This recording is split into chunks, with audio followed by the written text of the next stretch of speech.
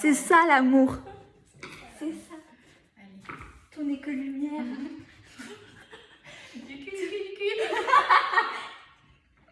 Celle-là, elle reste. Celle-là, elle reste. Du cul. Ok. Désir, tabou et spiritualité. Bonjour à tous, aujourd'hui dans ce podcast on a envie de vous parler de sexualité entre désir, tabou et spiritualité avec Margot qui est avec moi aujourd'hui. Dans ce podcast on a envie d'aborder différentes thématiques, notamment qu'est-ce qui a été libérateur en fait pour nous deux par rapport à la sexualité, comment ça se passe le désir et comment c'est en dehors du couple.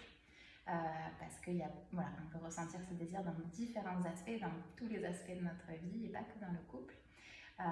Comment on gère en tout cas ces situations de désir quand c'est à l'extérieur du couple. On va également parler des différentes formes d'amour et de cet espace qui part toujours d'un espace d'expansion dans la relation à l'autre. Du coup, est-ce que tout à l'heure on en parlait, mais qu'est-ce qui a été libérateur pour toi dans cette perception que tu as eue de ta sexualité? Il y avait quelque chose de très particulier que tu as dit et j'ai trouvé que c'était hyper intéressant.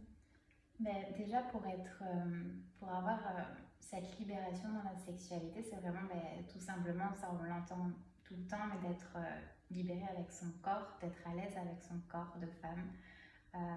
Ou d'hommes, s'il y a des hommes qui nous écoutent aussi, mais c'est vraiment d'être à l'aise avec soi, de réapprendre le toucher en conscience de soi par les façons que vous voulez. Je ne parle pas juste que de la masturbation, on peut aller par le yoga, on peut aller par le sport, on peut aller par des pratiques psychocorporelles sur le corps. Il y a plein de façons de se réapproprier son corps, de l'aimer.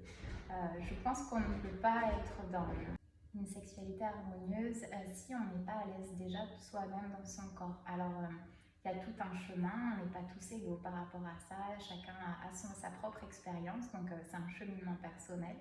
Et déjà d'entamer ce beau chemin vers soi, ça permet en tout cas de retrouver une sexualité harmonieuse avec soi-même en premier, avant d'être avec l'autre. Donc moi ça a été le toucher, ça a été certaines pratiques, le yoga, certaines pratiques de qigong, de méditation qui m'ont en tout cas permis d'aller vers cette énergie sexuelle à l'intérieur de moi. Mais c'était ce que tu disais aussi, c'était comprendre que du coup cette stimulation sexuelle et cette libération sexuelle, elle vient pas de l'autre, elle vient de soi en fait.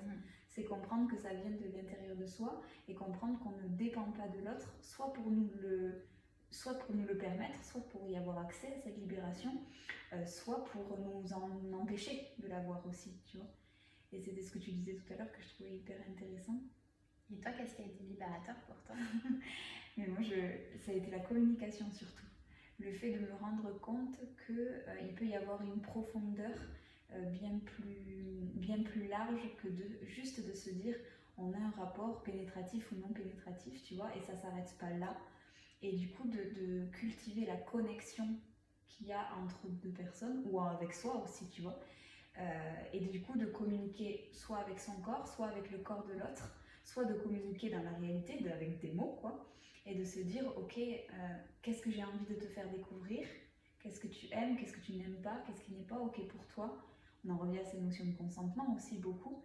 Mais du coup, je pense que c'est ce qui m'a permis cette reconnexion à moi-même et cette libération ensuite sur le plan de la sexualité. Et aujourd'hui, du coup, cette communication, elle me sert à être à l'intérieur de moi et du coup pouvoir donner les clés à l'autre pour, alors c'est bizarre dit comme ça, mais pour être à l'intérieur de moi, pour que l'autre puisse être à l'intérieur de moi avec moi, quoi.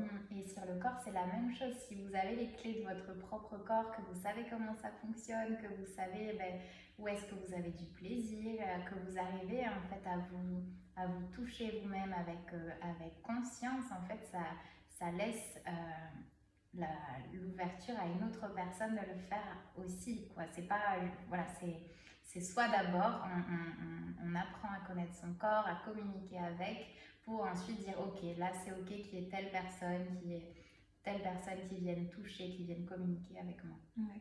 Et puis après, du coup, avec cette connaissance de soi et cette connexion à soi, il y a la notion du désir, du coup, qui est bien plus légère finalement. Et on est davantage dans cet accès au lâcher-prise et à ce désir sexuel en fait. Et justement, on en parlait tout à l'heure de se dire, mais en fait, quand tu es un couple, que tu essayes tant bien que mal d'entretenir ce désir, qui est là ou qui est pas là finalement, peu importe, et qu'on se dit, ok, il y a une stimulation extérieure, donc on prenait l'exemple d'une troisième personne, qui vient en fait stimuler toi ton désir, ou le désir de ton ou ta partenaire, comment ça se passe, tu vois? Mais parce qu'en fait, on a tellement restreint le désir dans juste le couple et le désir, même l'amour. Quand on parle d'amour, de désir, on va direct penser à la relation amoureuse, au couple. Et en fait, c'est tellement plus large que ça. Le désir, il est partout, l'amour, il est partout. Et c'est juste que ça se fait sous des formes en fait différentes. Donc quand il y a une... Ouais, des fois on va se dire, là on prend l'exemple d'une troisième personne, comment on réagit? Je pense que toutes les personnes qui nous écoutent ici, on va tous réagir différemment à ça. Comment on réagit? Il y a une troisième personne qui interagit dans une relation où on est deux, qui peut soit plaire à notre compagnon, à notre copine, ou qui nous plaît à nous, comment on réagit par rapport à ça. On peut prendre deux cas différents.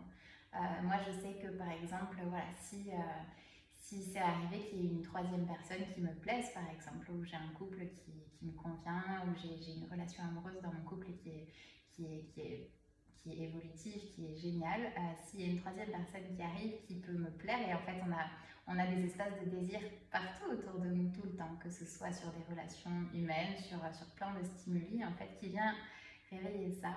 Moi, je sais que de mon côté, ça a plutôt... si on l'observe en conscience, ça peut être quelque chose qui renforce le couple. C'est pas forcément quelque chose qui vient détruire le couple. C'est toujours des questionnements, d'observer ça par questionnement. Ok, qu'est-ce que ça vient chercher chez moi? Est-ce que je suis bien dans mon... En fait, l'univers, il fait sans arrêt en sorte de nous dire, ok, est-ce que là t'es bien à ta place? Est-ce que t'as envie d'expérimenter d'autres choses? Et en fait, si on voit ça comme des repositionnements en fait permanents, c'est des repositionnements, ok, il y a quelqu'un qui me plaît à l'extérieur de mon couple, je ressens du désir pour cette personne, comment je réagis par rapport à ça, qu'est-ce que ça vient chercher chez moi, qu'est-ce que ça vient chercher par rapport à ce que j'ai comme idée du couple. Je pense que les meilleures façons de se sortir de ça, c'est de communiquer avec soi. On revient toujours à ça, communiquer avec soi, comprendre soi, ok, pourquoi telle personne me déclenche cette sensation à l'intérieur de moi. C'est vraiment toute une enquête à mener à chaque fois sur ça. Et moi, en tout cas, ça n'a pas forcément mené à une remise en question de mon couple. C'était peut-être un renforcement du couple. Ouais. Un renforcement du couple, c'est juste un petit stimuli à l'extérieur qui dit ok, comment c'est par rapport à ton couple, et pour se sortir de ça, c'est toujours de communiquer avec les personnes en question de toute façon. Ouais. Et c'est vrai qu'on a beaucoup tendance en fait à se dire, à remettre, tu sais, la faute sur l'extérieur en se disant c'est qui cette connasse? Tu vois, ce truc on rentre dans la peur, le manque, la jalousie, ce truc de... Et en fait, je trouve que ça nous empêche d'accéder aux vraies questions de mais en fait, qu'est-ce que ça me fait d'être stimulée sexuellement, amoureusement, peu importe, par l'extérieur. Donc oui, effectivement, je peux parler en mon nom, et je vais pas dire à contrario parce que je suis pas sûre que cette stimulation extérieure que j'ai pu ressentir en couple ait fait abaisser la connexion qu'il y avait dans le couple ou mener à cette rupture. Pour moi, ce n'est pas causal, quoi. C'est pas ce qui a déclenché mes questionnements. Mais par contre, cette stimulation du désir extérieur, elle est venue me questionner sur qu'est-ce que je voulais moi dans une relation. Et en fait, au-delà de choisir entre les deux hommes, où j'avais l'impression de devoir choisir, de se dire ok, est-ce que c'est telle histoire d'amour que je veux vivre, ou est-ce que c'est telle expérience sexuelle et qui peut potentiellement découler sur une histoire d'amour que je veux vivre, je me suis demandé mais moi avec moi-même, dans quel chemin je vais. Et c'est ce cheminement qui m'a amenée à partir de mon couple en fait.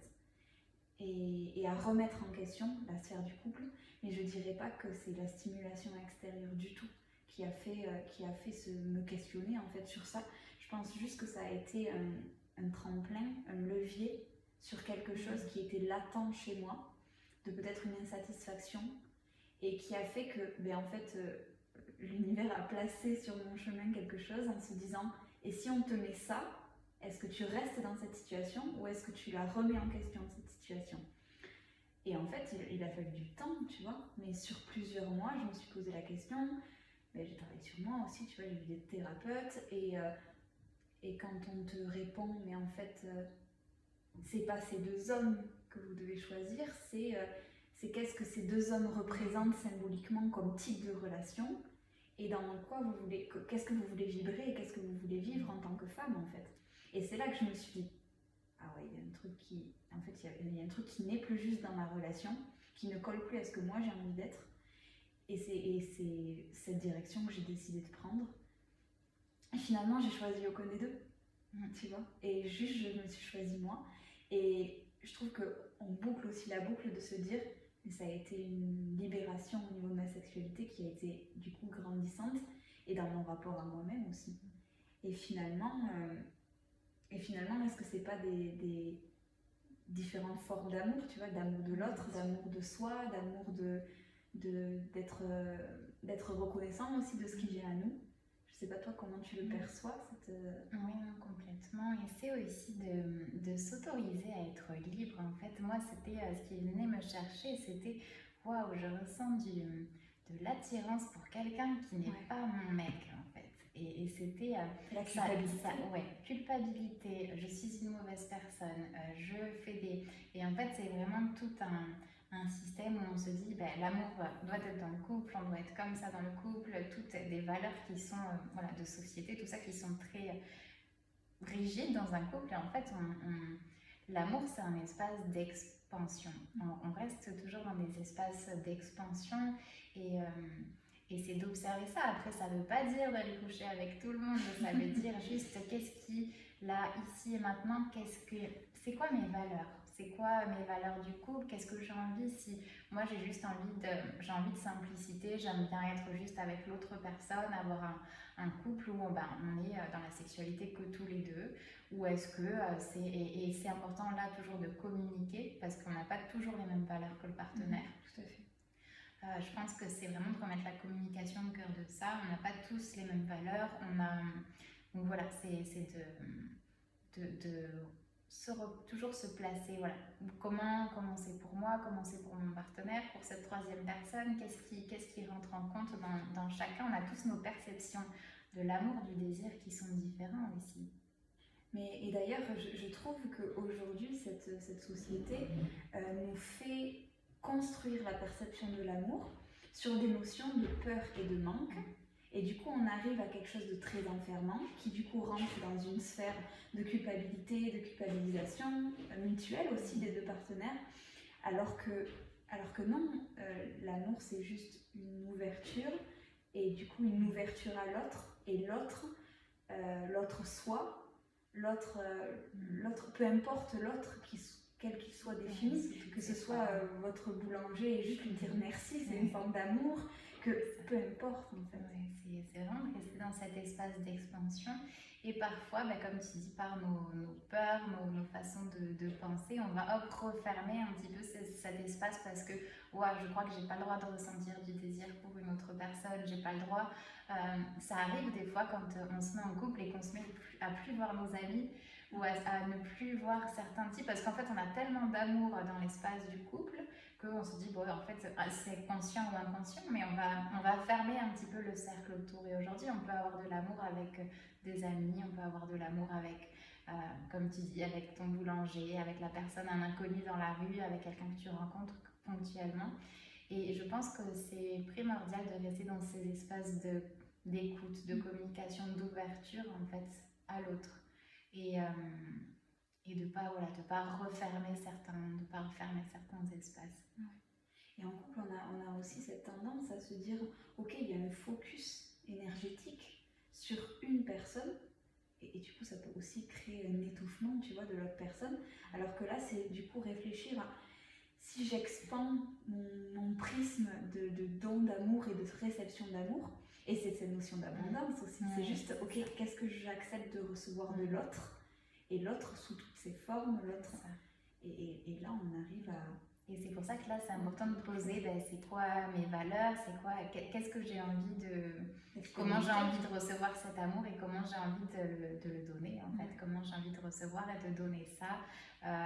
Et pour ça, chacun, on sera tous différents, on n'aura pas tous les mêmes façons d'être en couple, on n'aura pas tous...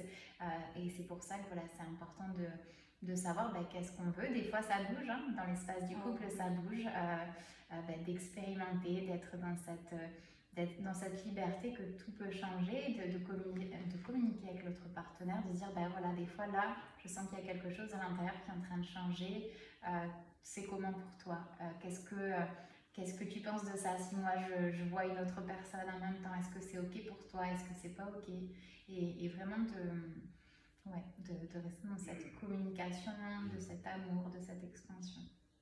Tout est juste. Et du coup, mais il faut savoir peut-être le partager à l'autre, justement, pour demander si c'est juste pour l'autre. Ouais. Moi, je sais que je me dis toujours, ok, telle chose, c'est bon pour moi. Est-ce que c'est bon pour l'autre? Est-ce que c'est bon pour l'univers? et c'est, voilà, si c'est que bon pour moi, ça marche pas.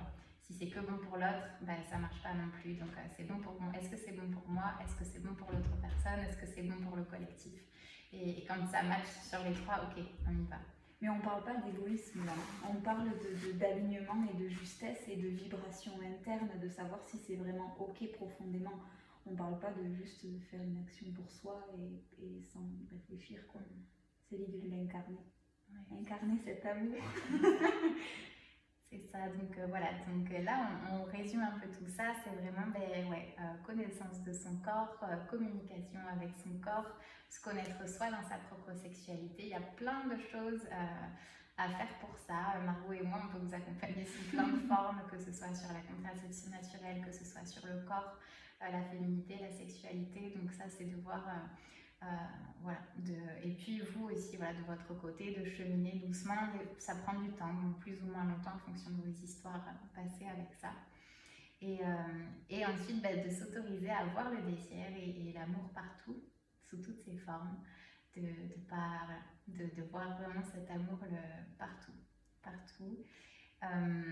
De poser vos valeurs à vous. Est-ce que c'est bon pour moi? Est-ce que c'est bon pour l'autre? Est-ce que c'est bon pour la troisième personne? Je reprends cet exemple-là et voilà. Est-ce que tu as des choses à rajouter? Non, je pense que c'était l'idée générale de pouvoir considérer l'amour comme une ouverture à l'autre et de se dire ok, est-ce qu'on a envie d'être ouvert à cet amour-là et voir comment ça répond à nous, quoi. Voilà, donc si vous avez des questions suite à ce podcast, vous n'hésitez pas à nous envoyer des petits messages, que ce soit à Margot ou à moi. Ce sera avec plaisir. Si vous avez d'autres questions suite à ça, ça peut être l'occasion d'en rediscuter plus tard aussi. Voilà, donc on vous fait des gros bisous. Et voilà. À bientôt.